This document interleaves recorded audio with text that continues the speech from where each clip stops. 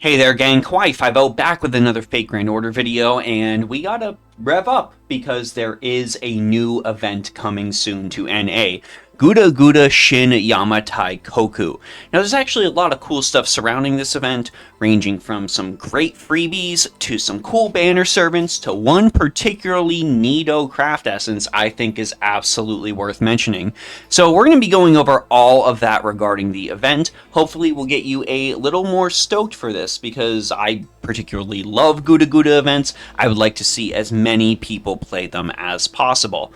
Hopefully, this gets you jazzed for a GUDA GUDA event. If it does, consider liking, subscribing, commenting, sharing, etc. All these things would really help me out as we try to get to 10k subs by the end of the year. And without further ado, let's kick the video off, starting with the freebies. It's free real estate. So clearly, the main freebie draw of this event is going to be Io, a completely free ruler for you to add to your roster.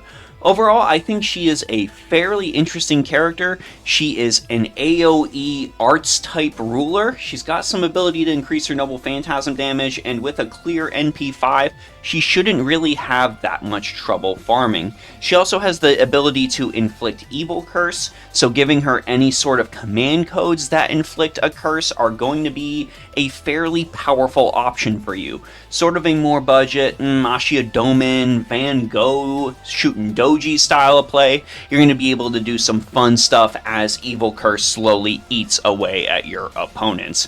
She does have some other solid skills outside of that, able to be an arts crit servant in her own right, as well as give the party a party-wide attack boost with extra special damage against wild beast enemies.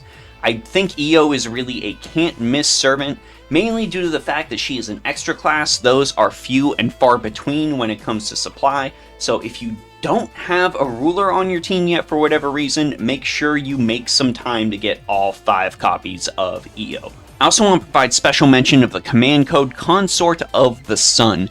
This is a 5-star command code you get off the point ladder. You are going to need 900,000 points in order to snag this, but it is going to be worth all of the trouble. This allows you to burn when attacking with the engraved card and also increases that engraved card's critical damage by 15%. Now, I need to remind people that you can turn any servant in the game into a Honey Lake servant. It doesn't just have to be Yonghui Fei.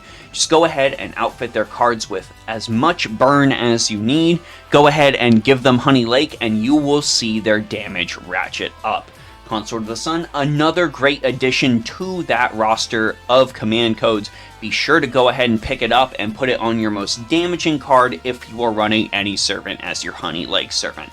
Right now, my Honey Lake servant is Demon King Nobunaga, and I think it's fairly fitting. And we should talk about the banners. Let's talk about the 4-star character that we are getting on this banner first, Yamanami Keisuke. Keisuke is fairly interesting. He is a saber-type servant that is completely designed around supporting, and he gets additional bonuses for supporting Shinsengumi allies. If I had to draw a sort of comparison between him and another servant, I would compare him mostly to Nobukatsu Oda. He is going to be on the field designed to support one specific type of character. In Nobukatsu's case, it's Nobunaga's. In Keisuke's case, it is anybody on the Shinsengumi. He's got a wide range of abilities that allow you to increase the party's attack. He can increase his own quick and arts performance in a pinch, and he'll deal semi-decent damage considering he is a saber. But most of his bonuses lie in his Noble Phantasm Yamazakura, party-wide attack bonus, 10 critical stars every turn for 3 turns, charges the party's MP gauge, and increases the critical damage of Shinsengumi allies. This is a great character for you to end up subbing into after you burn your first round of buffs. Go ahead, then burn Keisuke's buffs, and make sure he has something like a Fragment of 2030, any sort of star gain craft essence equipped, so that can go ahead and stack with his Noble Phantasm, and you should have a Shinsengumi servant putting out a pretty fair amount of damage. Overall, I think he's alright. He also kinda looks like Kitashan. Let's be honest here. But of course we're given a 5-star, and that is the very interesting horror aesthetic Sen no Rikyu. I really like Sen no Rikyu's design and all of the art surrounding her. I think it's fantastic. She is going to be your AoE quick Berserker servant. She also has the ability to deal curse damage similar to Io, but her overall focus is more on using the Noble Phantasm as a sort of additional bread and butter, and then dealing most of her damage off of her face cards. She comes equipped with 3 quick cards that each hit 5 times each, so gaining stars isn't necessarily going to be an issue. She also has a built-in skill to not only increase the critical damage of her quick cards on top of a standard critical damage increase, but she can also debuff enemies, inflicting defense down whenever they are hit with a quick card. And yes, this is going to activate before damage is dealt. Pick a god and pray. She comes equipped with an ability to overcharge her Noble Phantasm on top of that, which her overcharge deals extra damage against enemies with the man attribute. So if you're paying attention to man attributed enemies, well, you're going to be getting an additional bonus off of that. She also has a passive ability to increase the NP generation rate of her quick cards, so that's another big push in her favor. She can grant herself invincibility with that NP overcharge skill, and she's able to just increase everyone's quick performance and NP generation rate to boot, of course, including herself. I personally think Sen no Rikyu is an absolutely phenomenal servant. I really think if her Noble Phantasm was a single target one, she would be pushed into the realm of busted, but at this time, with the way it's AoE, she is just really good. I would say if you're looking for a quick type damage dealer, I think Sen no Rikyu would be a reasonable investment for you. If you're looking to grail her, well, all the better. She is going to be able to go ahead and deal out some crazy damage with a grailing.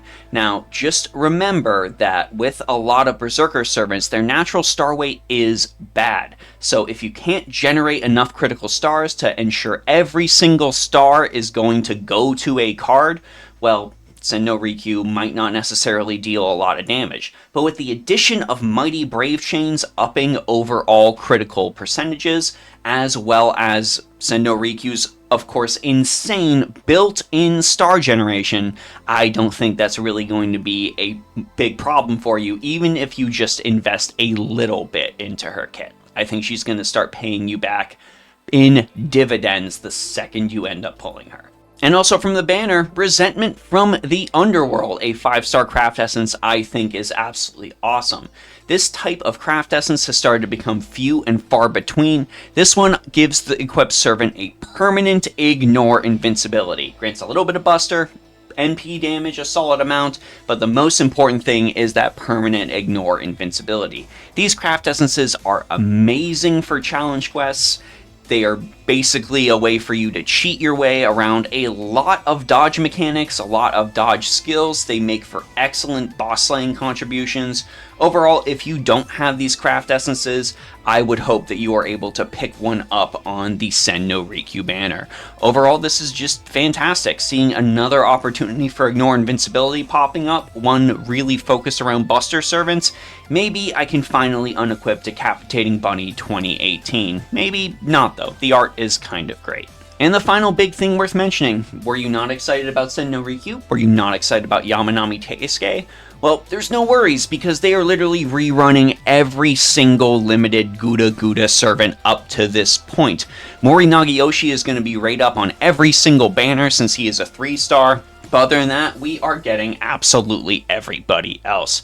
If you're unsure who to go for out of these particular servants, of note is 4-star Saito Hajime. He is an amazing single target saber.